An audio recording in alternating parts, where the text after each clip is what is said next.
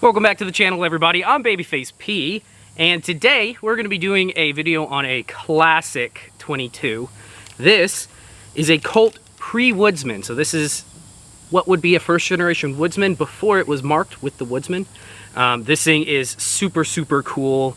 I believe this one's from the 1920s, early 1920s, but we are going to show it off, do some shooting. I'll show you guys some cool things about it, make it fire. You guys are going to love this. All right, come on in.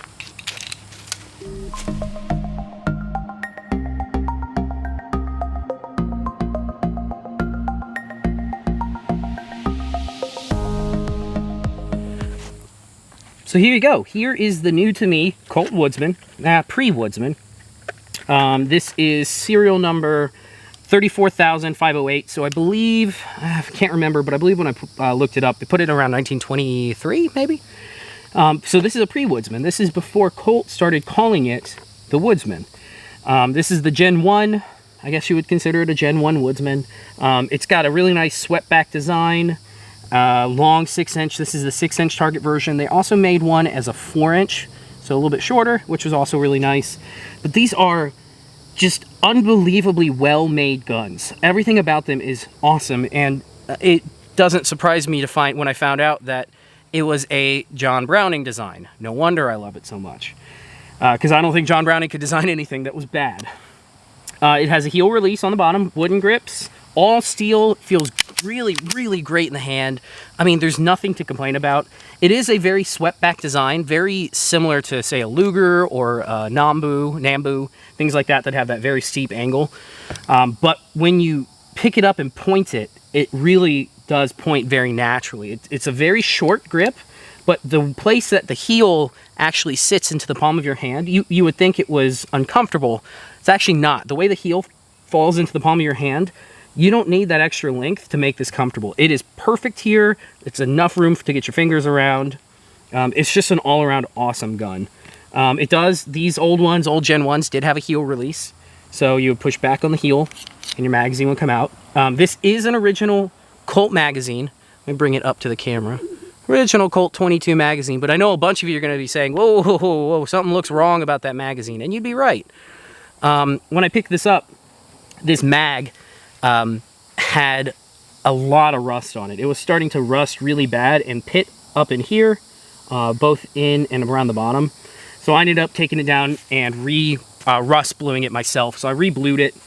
The original mags would have had a partially blued magazine. So the bottom about to here, I think, right about here, would have been blued, and then this would have been left in the white. I don't actually know why Colt did that, but that's how this magazine would have been. It would have come. But again, with it rusting as bad as it was, I didn't want to have it deteriorate anymore.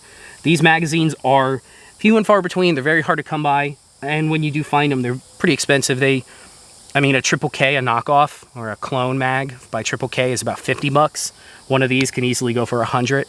So I wanted to preserve it so it didn't rust anymore, so that's why it looks like that. The Colt, on the other hand, is all original. I didn't touch it at all. The finish is worn. The grips have, you know, chips in them from over the last 100 years of use. You can see there's a big chip there.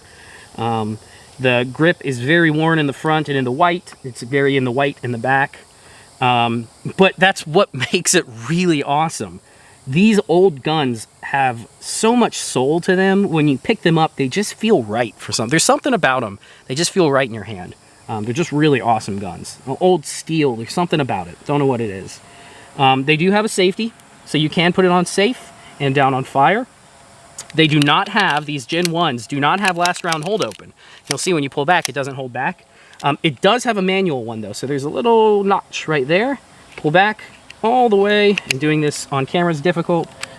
And you'll see that the safety actually clicks into that little notch. That's also how you take it down. If anybody wants to see a takedown and cleaning of this video, let me know. I can do that. It's kind of an interesting takedown. It's not what you're used to today. You have to depress this little plunger and then press up on the back and it comes apart. It's not hard, but it's different. So if you guys want to see that, leave me a comment, let me know. I'll do a takedown and a cleaning of this just as another video. Cool design though all around. This one here, as you can see, is, let me make sure that's in focus. there you go. You can see here it's got a thumbprint on the back. This rounded thumbprint means that this was made for standard velocity, what we call today standard velocity ammo. Back when this was made in 1922 or whatever, the only thing that existed was standard velocity ammo at about 1,000 feet per second. That's all that was there at the time. About 1931, I think, is when high velocity ammo came out. That's the stuff that is at, 1,200 feet a second, 1,240. That's what we consider today high velocity, which is pretty much just your standard ammo now. This is just what you get at Walmart. Just your cheap run-of-the-mill ammo is high velocity. And then there's also hyper velocity, which is about 1,350, like Stingers, CCI Stingers. But this one was made to feed standard velocity, being that that's all they had. So it eats this stuff really, really well. What I was saying about the thumbprint is that thumbprint means that it is made to eat standard velocity. There's another design on the heel, back here on the grip, that they would do that was a straight line pattern, and that would mean that it was made for high velocity. Colt back in the day did do a conversion that you could have bought back in the 30s when high velocity came out. Basically, they say it's a higher strength steel and a higher strength spring, mainspring back there. I very much doubt that the steel is any different or noticeably different that it would matter. But what you can do today is find a left-hand wound mainspring. So there's an article I read that said the right-hand wind was actually right-hand wind goes like this. That is low velocity, and if you find the old springs or reproductions that are left-hand wound, typically those are going to be for high velocity. So I ended up putting in a nicer, a modern spring that is high velocity rated, and then I also put in a modern spring for the recoil spring and the firing pin spring. So all in all, this thing now pretty much will eat any ammo I want to put through it. I probably won't shoot hyper velocity. It's not really made for that. Hyper velocity is not something I typically buy anyways. I don't really have any Stingers or anything sitting around. My favorite is CCI Standards because it's subsonic, so I can shoot it with suppressors. So I usually stock up on this stuff. From what I hear, this gun with this ammo can put hole in hole in hole if you practice and do your part. But really, really cool guns. I mean, they just have so much character, so much soul to them. They're really awesome. But I guess enough talking. I've sat here and gabbed on about this enough. Let's go to the range and fill it up. This is a 10-round magazine.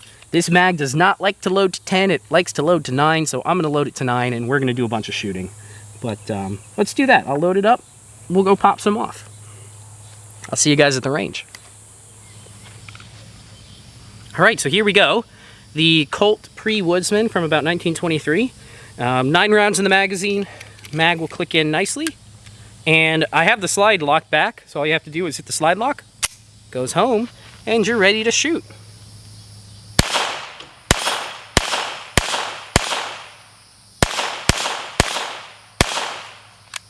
And no last round hold open, so count your rounds. Otherwise, you will get a click. And dry firing this isn't a big deal. It's not going to hurt it too much. I wouldn't go doing it like consistently, but it's not going to hurt it that bad. So there you go. Let's load up and let's do another round. All right, here we go. Let's do some more. Magazine clicks into the bottom nicely. Rack back. And we're ready to shoot.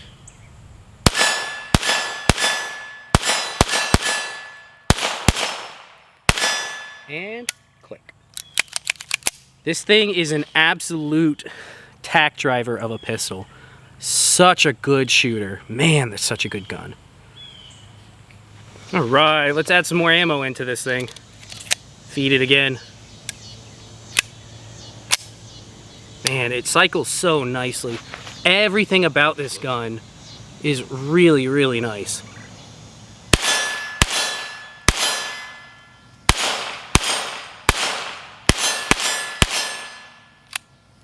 Just like that. Oh, this thing is just an awesome, awesome shooter. If you ever get the chance to own one, pick one up. Seriously, get you one. I don't know that they're horribly expensive anymore.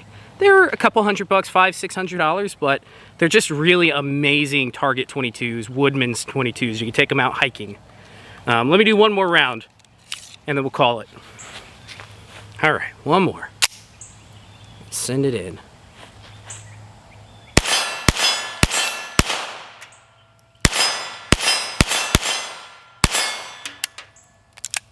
There it is. Colt Woodsman. Whew. Beautiful gun. So there you go. There's your venerable Colt Woodsman. This just is a Colt pre-Woodsman. You know, you see no Woodsman up top. But really, really great gun. It doesn't matter what length you get it in. You can get the 4, you can get the 6. They're incredible shooters. The triggers on these, John Moses Browning was not capable of inventing something that was garbage. I really don't believe he could. Everything he put his name on was gold because he was a fantastic inventor. And this stands up to his name for sure. Wonderful 22s. Seriously, when you're talking standard velocity accuracy, this thing just hole on hole on hole, no problem. Easy to manipulate. Feels really good in the hand. Like, everything about it is such a good design. It's just an awesome gun. There you go. If you guys like this type of stuff, let me know. Like, share, and subscribe. Leave me a comment below if you guys are into classic firearms, I guess you could say, like this. Old collectibles. Let me know. I have some more coming down the pike. If you guys like 22s, let me know. I love doing 22 videos because, 1, they're cheap, and 2, 22 is just the most fun to shoot. I love them. I can always do more. If you guys have something in 22 you want to see, let me know. I'll see if I can get my hands on it and try it. But there you go. Hope you guys like it. I will catch you guys on the next one. See ya.